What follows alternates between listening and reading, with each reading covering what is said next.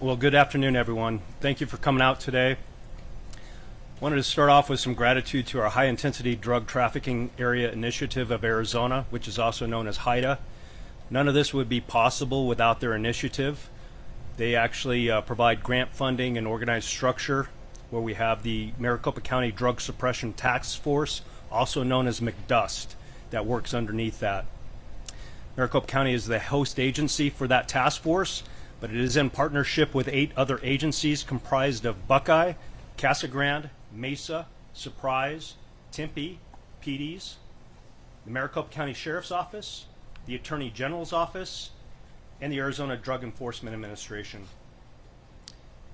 Today I wanted to bring awareness to a large-scale drug investigation involving fentanyl. As we know, fentanyl continues to plague our communities, plague our state, and plague our nation, not only in the distribution of it, but also in those that come in contact with it. Please keep in mind that this is still an open and active investigation, so I may not be able to answer all of your questions to follow up on. But this is the result of a 9-month investigative operation. What you see in front of here is a portion of that. It uncovered mid to high level distribution groups within Maricopa County. And we believe at this point that these illicit drugs came from Mexico. Currently, there's 31 suspects that have been identified and indicted through the Arizona Attorney General's Office on multiple felony charges related to this case.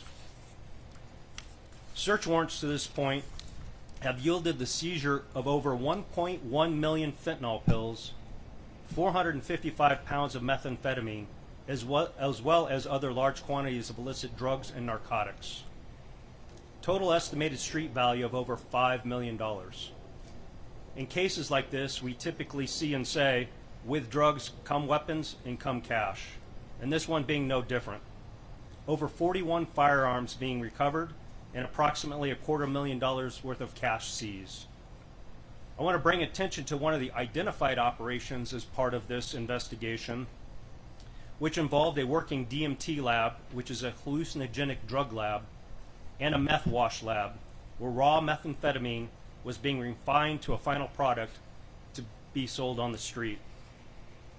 As you can imagine, this not only presents a dangerous environment to the community, but also for our public safety staff responding and responsible for dismantling the operation.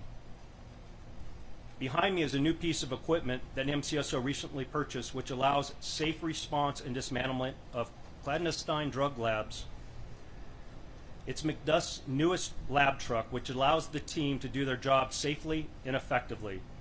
The truck enables them to process drug lab investigations on scene or for requesting agencies that may encounter these type of labs.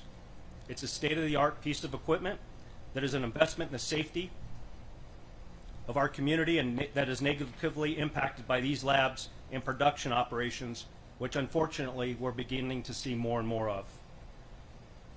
This team is the only local, county, or state clandestine laboratory team in Arizona. We respond anywhere in the state to assist with the investigations, dismantle, and remediation of these labs. We have responded regionally and investigated over 20 labs in 2023 alone. In 2024, we've investigated 2 DMT labs, a methamphetamine wash lab, a mushroom DMT lab, and just responded to the Tucson-Benson area for a marijuana grow.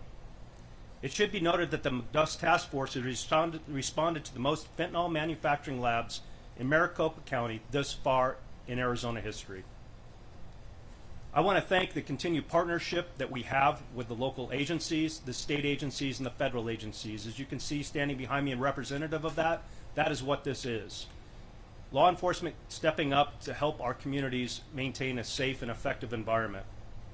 So in wrapping up with the representation and partnership displayed today, local law enforcement continues to work together along with their state and federal partners to mitigate the negative impact that fentanyl has on our community. This is a problem that law enforcement and our community members need to continue to work together to address. We have zero tolerance for those that attempt to manufacture or distribute this poison in our community. I want to thank all the hardworking enforcement and public safety personnel for their dedication in keeping our community safe, for it is them that are day in and day out respond to these dangerous situations and help to eradicate this nasty drug. So with that, I thank you and welcome you to look around and take photos of the seizure. And again, this is an ongoing investigation, so there's not much additional that I'm able to provide at this time. Mr. Jenkins. Sheriff, is the DMT thing a new trend? Or? I don't know that it's necessarily new, relatively new trend, but you know, I've got some experts here that can probably answer that. I'm looking at Detective Shea. Yes, if you please, go right ahead. Yes, so Dimethyltryptamine Laboratories, which is a clandestine lab to make a hallucinogenic drug, that's been around for a while. We're definitely seeing an uptick here in the state of Arizona, Maricopa County specifically, and we've probably investigated 2-3 dozen of those the last couple of years. So a big uptick, Bob. Do we know like which cartel is related these drugs to? These are all still under investigation. They're still working those ties, potential ties. At this point, we would not be able to release that. Do you know how these drugs were smuggled to the border, to the desert, in the border points, checkpoints, or how? I can't say that they maybe even made it through a border. They may have come, well, they came over the border, but not maybe through natural means or proper means per se. Obviously, we've got a lot of illicit drugs coming all over from the border, whether they be through ports of entry or whether they be brought in otherwise. You mentioned that drugs like fentanyl are plaguing our community. Can you talk a little bit about what you and your deputies see on a daily basis on how fentanyl is affecting people here? Yeah, not only what our deputies are seeing, but understand we too run the jail system. We see quite a bit of individuals. To give you an exact number, it fluctuates from day to day. We can get you some monthly or yearly stats relative to that.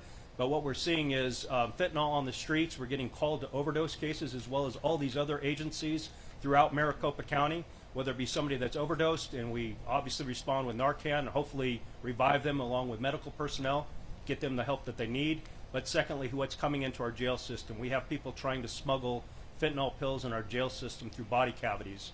And obviously we've taken measures to hopefully mitigate that as well.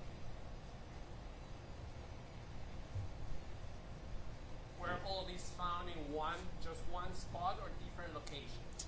I believe there were multiple locations, multiple search warrants. And again, still ongoing, so there may be more yet to be revealed. This task force, are they constantly completing operations, or do you do major operations and plan them out? This task force continues to work all hours of the day for the most part. McDust is one of the ones that's formed under the HIDTA task force, so they work multiple cases at multiple different times. This happened to be one of the larger ones that they've come across. Like I said, they've been working this since September of 2023.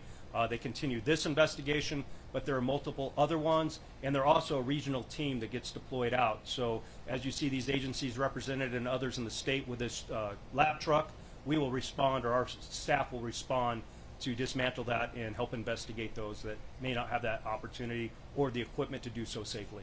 And these areas where you're collecting or seizing these drugs from, is it just normal houses in the middle of communities across Maricopa County? At times, yes. I mean, we're seeing everything from trailers to apartments to actual houses, residential structures, to even commercial businesses, you know, warehouse type districts. We're seeing it all over the place. We've even gotten it out of vehicles before. So unfortunately, too much that's impacting our community right now and across the nation. It's not just us. In this particular case, you say it's under investigation, and we get that, but does the Sinaloa cartel still the cartel that runs the Sonora, Arizona drug corridor? Well, again, there's multiple cartels down there, so not sure that we can identify which one at this point in time, but potentially they're involved in these type of activities as well.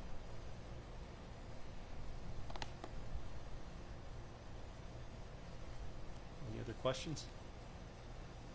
All right, again, thank you for coming.